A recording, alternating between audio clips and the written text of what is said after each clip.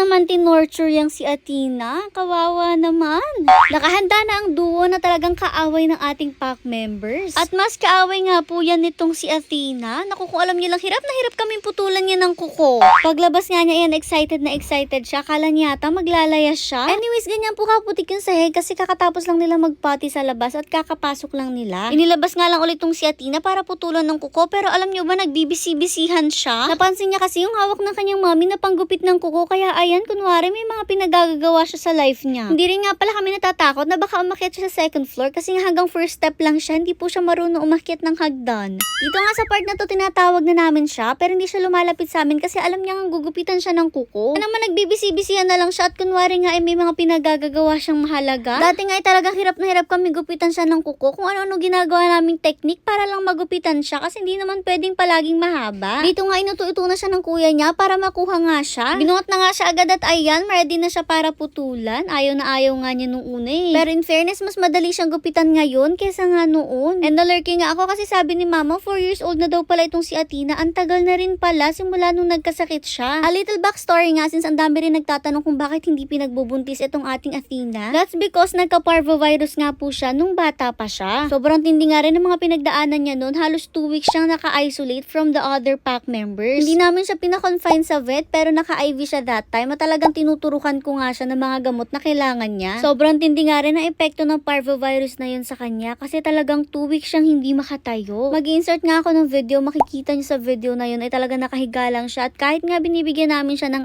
ice para hindi tumaas yung temperature niya, kinakain niya nga lang yung ice nang nakahiga lang po siya. Hindi nga rin pala siya kumakain that time, any solid food, wala siyang kinakain, talagang dextrose lang yung nagpapalakas sa kanya. Sobrang tindi rin kasi talaga ng pinagdaan ni Athena nung bata pa siya. And I can definitely say na sobrang lakas ni Athena kasi sa sobrang dami nga ng pinagdaanan niya, nalampasan niya yung lahat. Yung kinunto ko ngayon, isa lang yun sa mga pinagdaanan niya. Habang lumalaki siya, napakarami din niya naging sakit talaga kasi nga nanghina yung immune system niya. Balik nga tayo kung bakit hindi siya nagkakababy. Once po kasi na si Doggy nagkaroon ng parvovirus, medyo hesitant na nga po kami na paanakin sila kasi nga maaring magkaroon din ng problema sa mga babies niya. Kawawa nga kung paanakin natin siya, baka naman mamaya yung mga babies niya yung mag-suffer, diba? Basta delikado magpaanak kapag may history ng parvovirus yung Doggy. Pero yung iba naman ay nagiging normal yung mga puppies, yun nga lang iilan-ilan. At isa pa nga, medyo naluto sa gamot itong si Athena dahil nga after niyang magkaroon ng parvovirus, talaga nagka-problema siya sa paa. Sobrang dami kasi talaga na iniinom niyang gamot that time. Alam niyo naman, kahit tao naluluto sa gamot, 'di ba? Ang nangyari nga sa kanya, medyo nababali-bali yung paa niya. Napakita ko naman yan sa inyo sa ibang videos namin. At kung pagbubuntisin nga natin siya, delikado po kasi nga baka mamaya bigla na lang sa sobrang bigat niya, hindi na niya kayanin. Baka di kayanin ng paa niya, yung sarili niya or yung bigat ng mga dinadala niyang puppies. Kaya talagang hindi na namin to pinagbubuntis. Anyways, ayan, nakatapos na nga po si Athena. Ayan, happy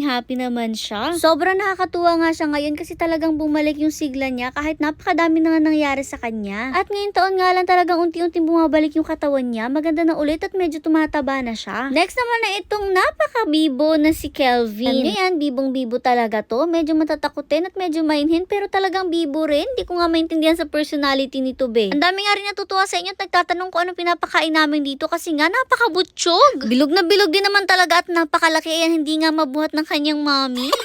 Actually, pare-pares lang naman kami ng pinakakain sa kanila. Nagkakaiba nga lang pagkain ng adult at mga puppies. At kung nagtataka nga kayo kung bakit ganito kalaki itong si Kelvin, nagmana nga po kasi siya kay Daddy Hercules. Actually, ang dami nga nagsasabi kung Alaskan Malamute daw ba si Hercules kasi nga ganun siya kalaki. Iba nagsasabi pa nga, ipa-DNA daw namin para sure. Sure naman po kami na Siberian Husky ang aming Hercules, pati ang mga anak niya. Malaki nga po siya dahil nga po yung kanyang ama ay galing pang Thailand. At alam naman po natin kung gaano kalalaki talaga ang mga Huskies kapag galing Thailand. Ibang-iba din talaga yung balahibo ng mga Huskies from Thailand at yun nga yung nakuha ni Hercules sa kanyang daddy. Kaya naman mapapansin nyo, yung mga set of puppies na galing kay Hercules talagang ang lalaki rin. Medyo lowered nga lang talaga tong si Kelvin kasi namanan yun kay Mama Mishka pero big bone din talaga siya, namanan yun kay Daddy Hercules. At kahit nga yung kapatid niya ni si Queen Blue, grabe din talaga kalaki. Na kahit nga talaga kontrolado yung bigay namin pagkain sa kanila, ganun na talaga yung pagkalaki nila. Dahil nga ganun talaga yung namana nila sa kanilang Daddy Hercules. Hercules. At nung minsan nga lang ipinuntahan natin yung kapatid nila na si Kero at mas malaki pa nga po siya kaysa kay Kelvin. Kuhang-kuha nga po niya ang kanyang daddy Hercules. At ito naman mga anak ng ating Mama Thunder. Grabe sa pa din talaga mga dambuhala at naglalakihan, mga adult size na agad kahit 5 months old pa lang. Apakadami nga nagtatanong sa amin kung magkano daw yung pastod kay Hercules, pero yun nga hindi kami nagpapastod sa labas. Si Hercules nga po ay para lang sa husky pack. Natural din po kasi talaga ang gusto ni Hercules na pagbaba, yung siya mismo yung gagawa. Anyways, ayun nakatapos na nga po ang ating Kelvin at grabe naman ang pagkabibo. Diretso na nga siyang pasok sa loob. Akala mo very good kasi pumasok agad, pero sa loob nga po siya nagwala at naglikot-likot. Naloka nga ako kasi nagkakagulo sa loob. Pagpasok ko, eto pala siya. Hindi pa agad pumasok sa room niya. Talagang nang gulo-gulo pa dito. Kung sino-sino mga sinisilip niya sa kani-kanilang mga room, talagang pinupuntahan niya nga isa-isa yung mga yan. At maya-maya nga na-realize ko kung bakit. Kasi pagkakapunta nga niya sa isang room, pupunta naman siya or tatakbo naman siya dun sa may pinto. Yun pala, niyayaya niyan lumabas ang kanyang mga kasamahan. Grabe naman talaga tong si Kelvin, may pagyayaya pa. Gets na gets mo naman kasi talaga kung ano yung sinasabi niya sa kanyang mga movements. At ayun nga, mas pinupuntahan niya ang kanyang ate Queen Blue. Kasi nga alam niyo, kapag nagtatakbo sila sa labas, si Queen Blue yung palagi niyang kasama. At ayun, niyayaya niya para makatakbo sila dun sa damuhan. Napakagaling. Napakatalino naman talaga ng mga aso. Kailangan nga lang din matalino ka para magets mo sila. Medyo nahirapan pa nga kaming papasukin siya. Nakadami pa siyang paikot-ikot bago pa siya dumiretso talaga sa room niya. Sa halip tuloy na tulog na tong iba, talaga nagkaguluhan pa kasi naman nagyayayaya siya. Pero after nga na talaga nagpahinga at natulog na naman sila lahat.